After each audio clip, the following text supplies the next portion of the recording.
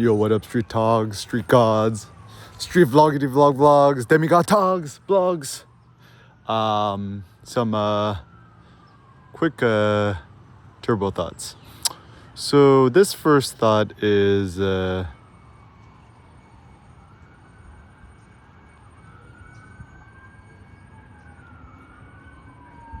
ignore. So why ignore?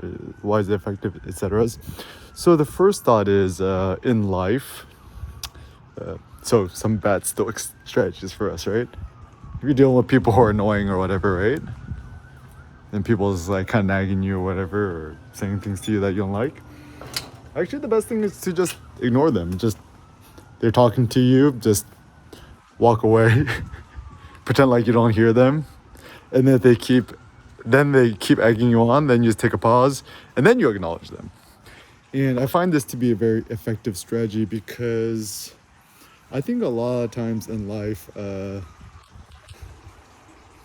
when we try to give people a legitimate, reasonable response to things, it actually provokes our anger more. So actually, the strategy of ignoring others, etc., is actually kind of a good virtuous strategy because it prevents us from getting angry, yelling at people, blah, blah, right? So ignorance and active ignoring is actually a virtuous way to deal with things. Another thought too is, when it comes to ignoring people, things, etc., try not to fall into gossip. Like a simple thing is just ignore others, ignore the activities of others, ignore the thoughts of others, and it's virtuous because then you could, focus on yourself. I think actually a lot of the ills happen when we give too much credence and knowledge to others, and in fact it's kind of one of these funny like virtuosity things where we think in order to be a good person we must always inquire about the well-being of others, right? But what I've discovered is when one focuses too much or cares too much about the well-being of others, then you kind of become like a low-key tyrant or kind of a dictator or a tyrant onto others. And so actually I feel that a more robust strategy in life is to just stay focused on yourself and your own things.